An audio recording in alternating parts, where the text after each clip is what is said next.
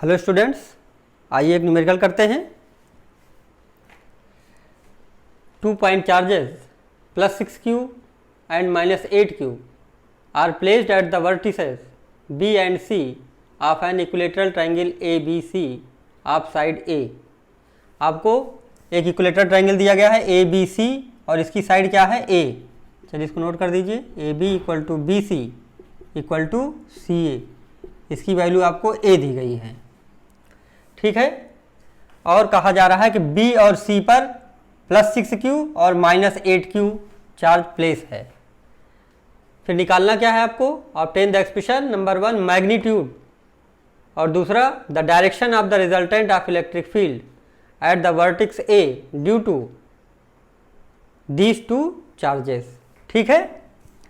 तो कहने का मतलब इस वर्टेक्स A पर आपको नेट इलेक्ट्रिक फील्ड निकालनी है और उस नेट इलेक्ट्रिक फील्ड की आपको डायरेक्शन भी निकालनी है। दो काम करना है।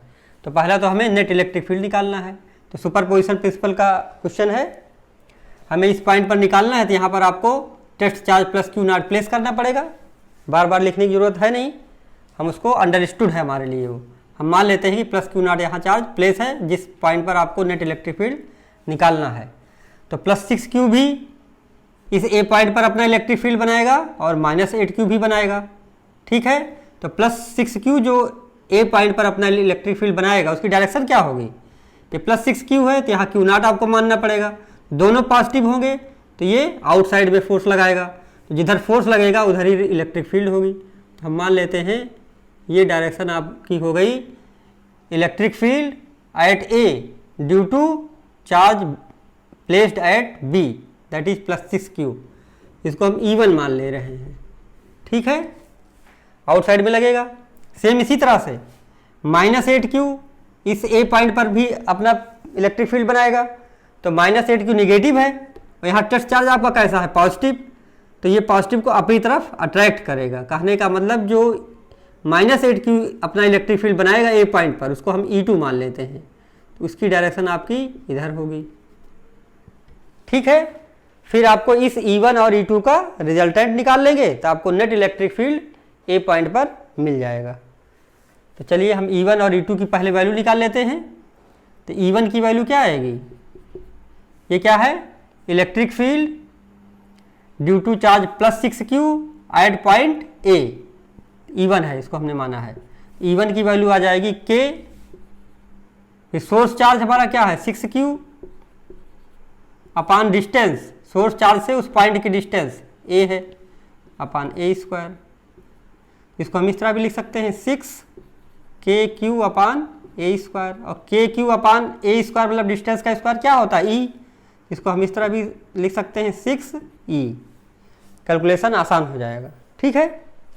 इसी तरह से electric field at point a due to charge minus 8q, ठीक है, ये आपको हम मान लिया है E2। तो इस E2 की वैल्यू क्या आएगी? q सोर्स चार्ज कितना है? 8q, साइन नहीं रखेंगे क्योंकि डायरेक्शन में यहाँ दे रहे हैं, ठीक है। तो 8q अपान डिस्टेंस इस a से c की बराबर है AC, a है तो a square, kq upon r square formula होता है। तो इसको भी हम क्या लिख सकते हैं? 8kq अपान a स्क्वायर, तो या इसको लिख सकते हैं 8e, ठीक है। अब आपको इस E1 और E2 का रिजल्टेंट निकाल लेंगे तो नेट इलेक्ट्रिक फील्ड आपको मिल जाएगी, ठीक है। अब यहाँ ध्यान से देखिए, ये E2 की वैल्यू ज़्यादा है, E1 की वैल्यू कम है, तो जो नेट इलेक्ट्रिक फील्ड होगा थोड़ा सा टिल्ट होगा इधर। तो इसका अगर फिगर आप बनाना चाहें तो इसके पैरेलल एक लाइन यहाँ से आपको ड्रा करनी पड़ेगी ऐसे, और इधर से इसके पैरेलल लाइन आपको ड्रा करनी पड़ेगी इसके। तो ये थोड़ा सा और नीचे लाइए क्योंकि ये थोड़ा टिल्ट होगा, और इसके पैरेलल यहाँ से कर लीजिए। तो जो ये आपका होगा यही आपका नेट इलेक्ट्रिक फील्ड E दिखाएगा, E नेट, ठीक है। ये आपका हो जाएगा E नेट।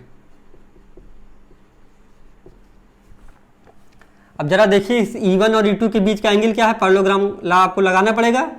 तो यहाँ पर देखिए ये 60 डिग्री है, आपका इक्विलेटरल ट्रायंगल दिया गया है, और ये स्ट्रेट लाइन है, इसका मतलब ये एंगल आएगा 120 डिग्री, ठीक है। 60 है और ये पूरा स्ट्रेट लाइन है, तो 120 और 60 180 डिग्री हो जाएगा। ओके, अब आइए नेट इलेक्ट्रिक फील्ड निकालते हैं, इधर मिटा दे रहे हैं।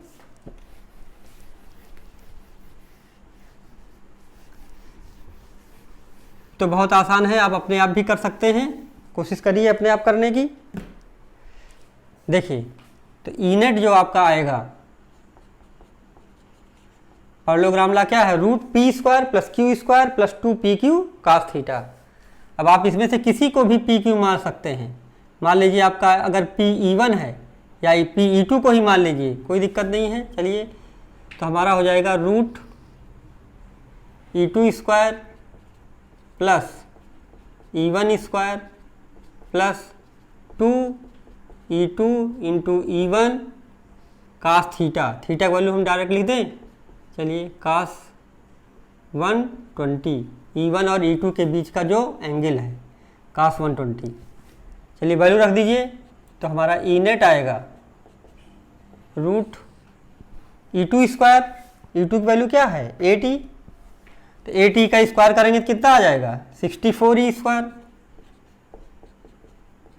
+ e1², e1 क्या है 6e, तो क्या आ जाएगा 36e² + 2 × e2 क्या है 80, e1 क्या है 6e।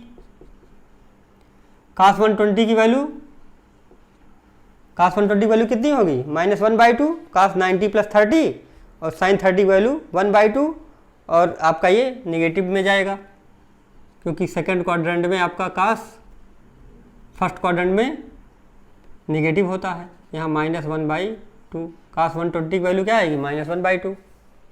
सॉल्व कर दीजिए, तो ई नेट आपका आएगा √64e² + 36e², ये क्या आ जाएगा 100e², और -1/2 है तो ये से 2 से 2 ये कैंसिल हो जाएगा। क्या बचा 48e², तो क्या आ जाएगा ये ई नेट =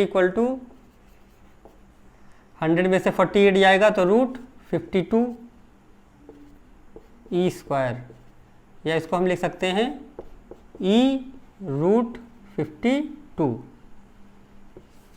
ठीक है, बहुत ही आसान था, नोट कर लीजिए इसको। और आप e की वैल्यू चाहें तो रख सकते हैं। हमने e की जगह क्या लिखा था kq/a², इसको आप ऐसा भी लिख सकते हैं ई नेट = 6 ई आपका क्या है, ई जगह kq/a² है, तो kq/a² √52, ये आपका आंसर आ गया। ठीक है, और k की वैल्यू चाहे तो इसको भी लिख सकते हैं 1/4πε0। चलिए इसको भी लिख दीजिए, आपका आ जाएगा ये 1/4πε0 q/a² और √52। नोट कर लीजिए जल्दी।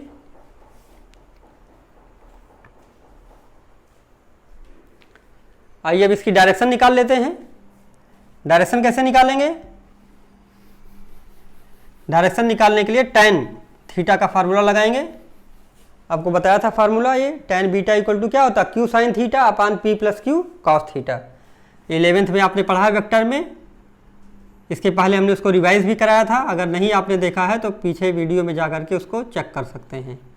चलिए इस एंगल को हम बीटा मान लेते हैं, हमको रिजल्ट डायरेक्शन भी निकालनी है, तो ये बीटा हो गया। तो tan बीटा, तो जिधर बीटा लेंगे उसको हम p मानते हैं, जिस तरफ से एंगल लेंगे उसको क्या मानेंगे p, और दूसरा साइड q हो जाएगा। आप ऐसा समझिए जिधर आप एंगल लीजिए पहले उसको दूसरी साइड आपको लेना है। तो tan बीटा आपका हो जाएगा q sin θ,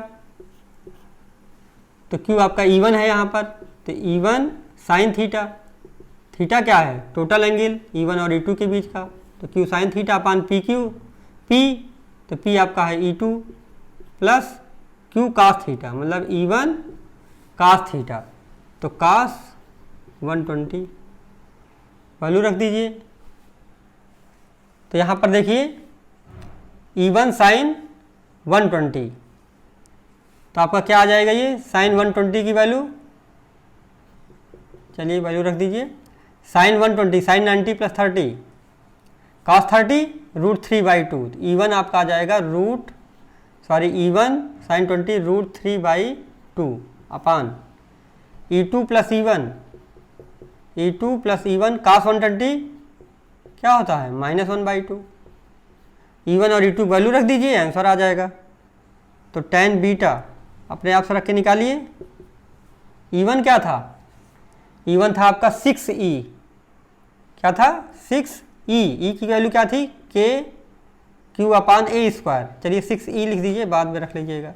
तो 6E √3/2 और E2 क्या था 8E, तो 8E और प्लस E1 क्या था 6E -1/2। अब यहाँ से देखिए क्या आ जाएगा, ये इस 2 से ये कट जाएगा तो 3 आ जाएगा यहाँ पर। तो आपका आ गया है 3√3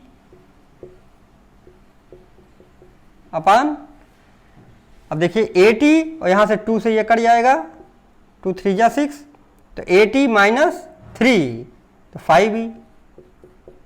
यहाँ से E और E कैंसिल हो जाएगा, तो आप आ गया ये 3√3 अपान 5। तो यहाँ से बीटा की वैल्यू क्या आ गई? बीटा आपका आ गया tan इनवर्स 3√3 अपान 5। ओके, बहुत अच्छा क्वेश्चन था, ये बोर्ड में आया हुआ क्वेश्चन है, इसको अच्छे से कर लीजिए।